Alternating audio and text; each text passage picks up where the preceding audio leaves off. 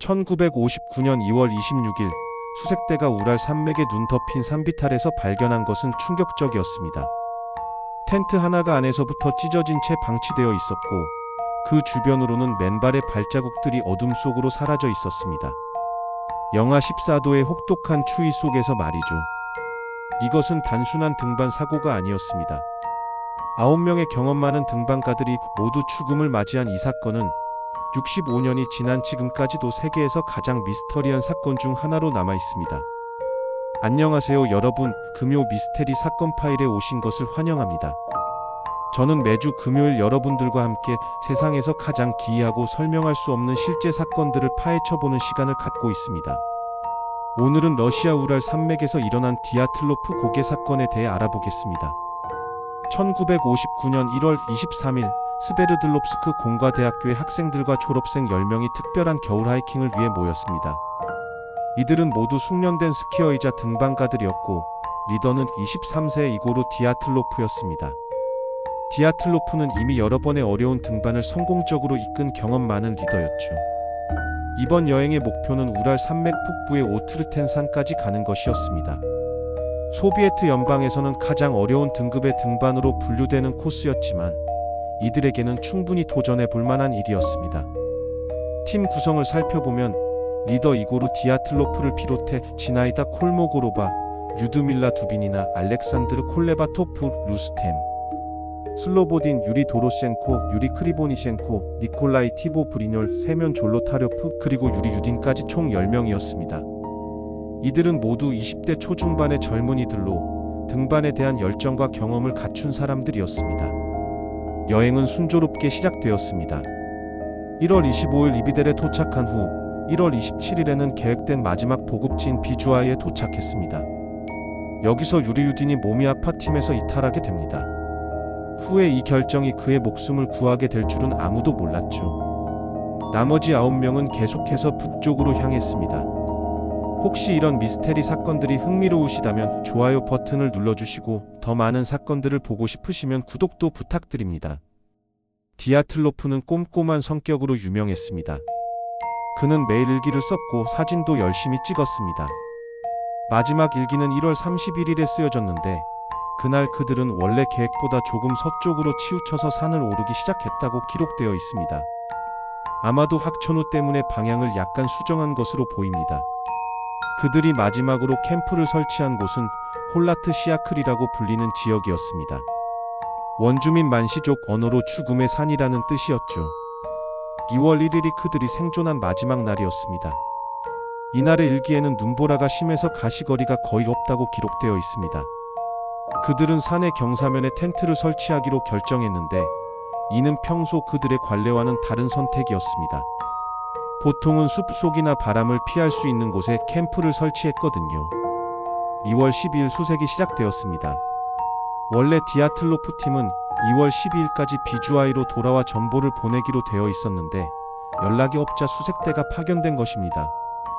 처음에는 가족들이 자발적으로 수색을 시작했지만 곧 정부 차원의 대규모 수색 작업이 이루어졌습니다. 2월 26일 수색대는 마침내 그들의 캠프를 발견했습니다. 그런데 그 광경은 모든 사람을 충격에 빠뜨렸습니다. 텐트는 여전히 서 있었지만 안에서부터 날카로운 도구로 찢어져 있었습니다. 더 기이한 것은 텐트 안에 그들의 신발, 옷, 심지어 카메라까지 모든 장비가 그대로 남아있다는 것이었습니다. 마치 갑작스럽게 무언가에 놀라서 급히 빠져나온 것 같았죠. 텐트에서 약 1.5km 떨어진 숲에서 첫 번째 시체 두 구가 발견되었습니다. 유리 도로셴코와 유리 크리보니셴코였는데 두 사람 모두 속옷만 입고 있었고 손과 발이 심하게 얼어붙어 있었습니다. 더 이상한 것은 그들 주변에 작은 모닥불의 흔적이 있었다는 점입니다. 영하의 혹독한 추위 속에서 그들이 불을 피우려고 했던 것이죠. 그로부터 며칠 후 3명의 시체가 더 발견되었습니다. 이고르 디아틀로프, 지나이다 콜모고로바, 그리고 루스템 슬로보딘이었습니다. 이들은 텐트에서 숲으로 이어지는 길목에서 발견되었는데 마치 텐트로 돌아가려다가 쓰러진 것 같았습니다. 특히 슬로보딘은 두개골에 금이 간 상태였습니다. 이 시점에서 수사 당국은 이미 혼란에 빠져 있었습니다. 외상이 거의 없는 상태에서 젊고 건강한 등반가들이 죽었다는 것이 이해가 되지 않았거든요.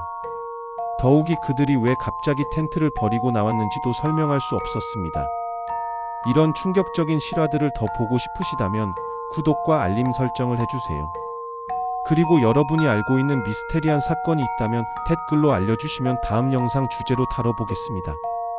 나머지 4명의 시체는 더욱 오래 걸렸습니다. 눈이 3-4m나 쌓여있던 계곡에서 5월이 되어서야 발견되었죠. 류드밀라 두빈이나 알렉산드르 콜레바토프, 니콜라이 티보 브리뇰 세면 졸로타료프였습니다. 이들의 상태는 앞서 발견된 5명보다 훨씬 더 충격적이었습니다. 티보 브리뇰은 두개골이 완전히 으스러져 있었고 두비니나와 졸로타료프는 갈비뼈가 여러 개 부러져 있었습니다. 법의학자는 자동차 사고나 폭탄 폭발에서나 볼 수 있는 수준의 강력한 충격이라고 표현했습니다. 그런데 이상한 것은 외부 상처는 거의 없었다는 점입니다. 마치 내부에서부터 강력한 압력을 받은 것 같았죠. 가장 소름 끼치는 발견은 두비니나의 상태였습니다. 그녀의 혀와 눈이 사라져 있었던 것입니다. 일부에서는 야생동물의 소행이라고 했지만 다른 연조직은 그대로 남아있어서 설득력이 떨어졌습니다. 하지만 진짜 미스테리는 여기서 시작됩니다. 마지막에 발견된 4명의 옷에서 방사능이 검출된 것입니다. 당시 소비에트 정부는 이 사실을 극비로 했지만 나중에 공개된 문서에서 확인되었죠. 그들이 방사능에 노출될 만한 이유는 전혀 없었습니다. 더욱 기이한 것은 목격자들의 증언이었습니다. 같은 시기에 이 지역에 있던 다른 등반팀들은 하늘에서 밝은 주황색 구체들이 움직이는 것을 봤다고 증언했습니다. 근처 기상관 측소 직원들도 비슷한 것을 목격했다고 보고했죠. 당시 수사를 담당했던 레브 이바노프 검사는 처음에는 범죄 수사로 접근했습니다. 살인의 가능성을 염두에 두고 조사했지만 곧 벽에 부딪혔습니다. 현장에는 외부인의 흔적이 전혀 없었거든요.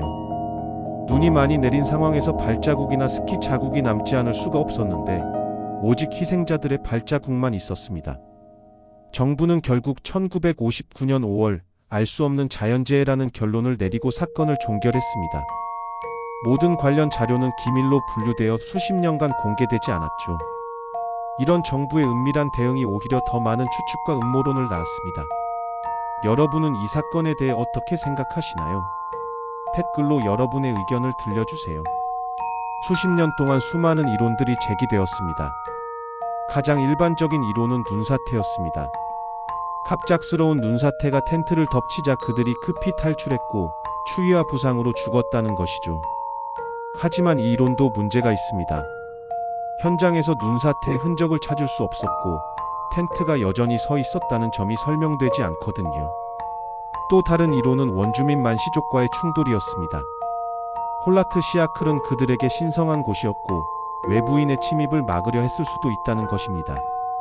하지만 만시족은 평화로운 민족이었고 현장에 다른 사람들의 흔적이 없었다는 점에서 이 이론도 설득력이 부족했습니다. 가장 극적인 이론 중 하나는 군사 실험이었습니다.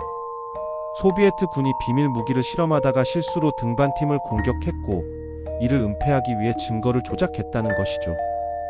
방사능 검출과 정부의 은밀한 대응, 그리고 목격자들이 본 이상한 빛들이 이 이론을 뒷받침하는 듯 보였습니다. 2021년 스위스와 러시아의 과학자들이 새로운 이론을 제시했습니다. 지연성 눈사태 이론이었죠.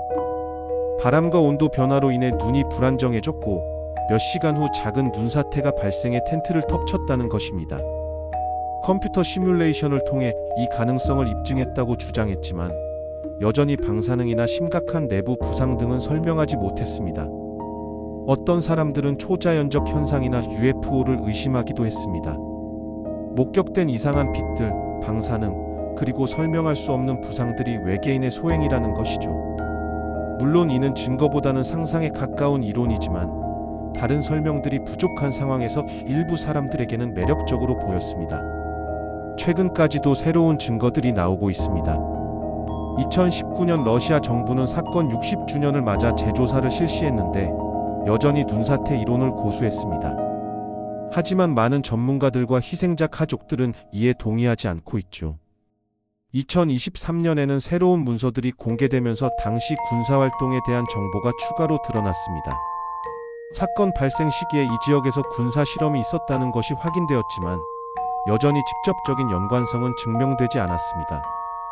금요 미스테리 사건 파일에서는 앞으로도 이런 흥미진진한 실화들을 계속 다뤄보겠습니다. 구독하시면 매주 금요일 새로운 미스테리를 만나보실 수 있어요. 디아틀로프 고개 사건이 65년이 지난 지금까지 사람들의 관심을 끄는 이유는 무엇일까요? 아마도 그것은 현대 과학과 기술로도 설명할 수 없는 일들이 실제로 일어날 수 있다는 것을 보여주기 때문일 것입니다. 우리가 아는 것보다 모르는 것이 훨씬 많다는 겸허한 깨달음을 주죠. 이 사건은 또한 인간의 한계와 자연의 신비로움을 동시에 보여줍니다. 경험 많은 등반가들도 어떤 상황에서는 무력할 수 있고, 자연에는 우리가 이해하지 못하는 힘들이 있을 수 있다는 것을 말이죠. 오늘 디아틀로프 고개 사건에 대한 이야기는 여기서 마치겠습니다. 여러분은 어떤 이론이 가장 설득력 있다고 생각하시나요? 아니면 완전히 새로운 설명이 있을까요? 댓글로 여러분의 생각을 들려주세요. 그리고 이런 미스테리 사건들이 재미있으셨다면 좋아요와 구독 부탁드립니다. 다음 주 금요일에도 새로운 미스테리로 찾아뵙겠습니다. 시청해주셔서 감사합니다.